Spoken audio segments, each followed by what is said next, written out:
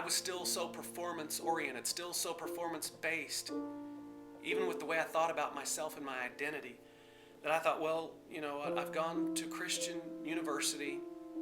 God didn't fix me there. There's one more place I can go to for help, and that is seminary. Surely God will meet me at seminary. I've already tried suicide. Might as well try seminary. I didn't see how one would be worse than the other to me. And but God had other plans. He did.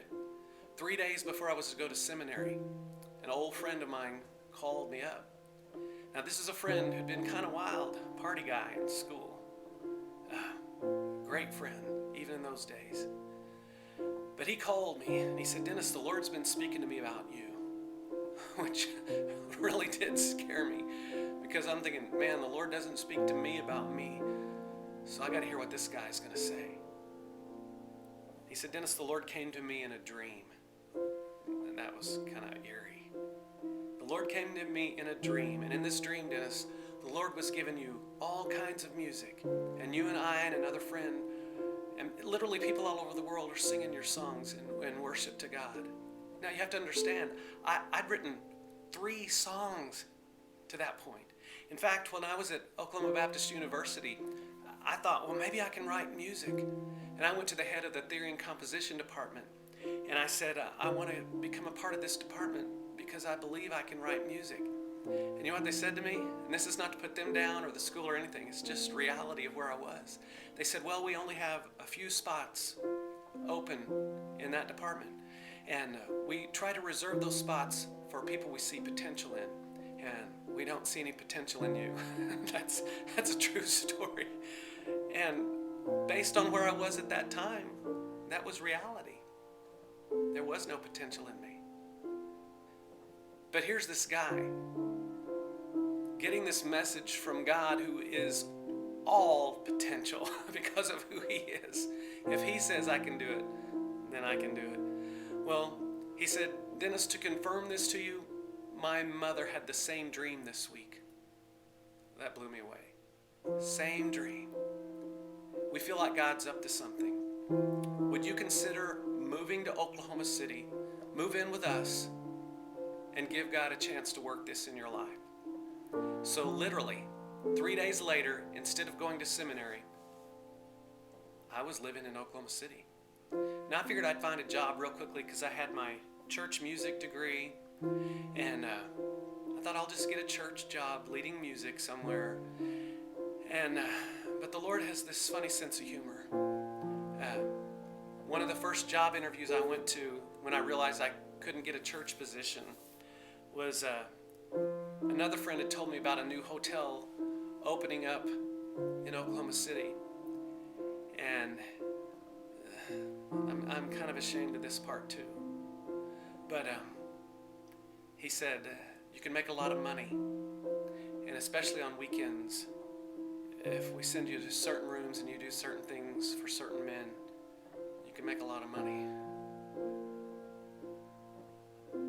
I was pretty naive, but I knew what that meant.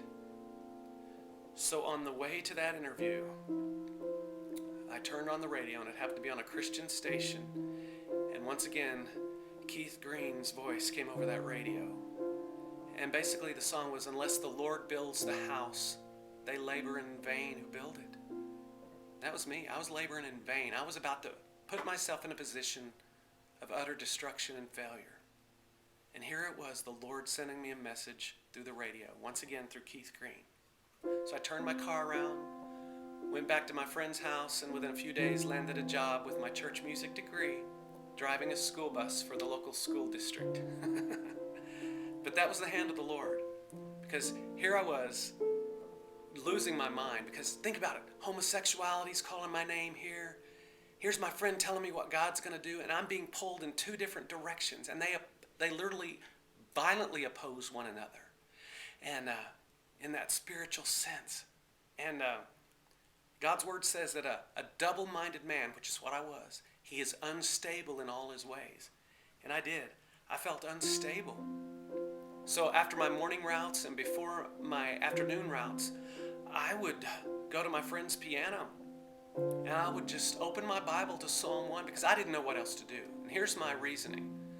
I remember the stories of King Saul, the king of Israel, and how he was beset by evil spirits, and they were literally driving him crazy.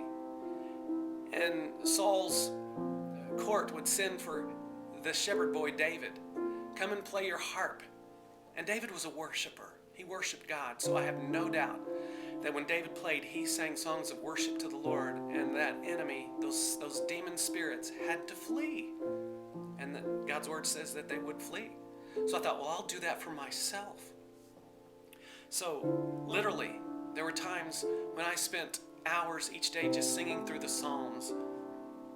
And I discovered some things about David, the psalmist. He wrote most of the Psalms. But he committed adultery. He committed murder.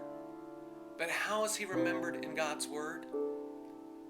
He's remembered as being a man after God's own heart. I thought, Lord, I'm in David's league of sin.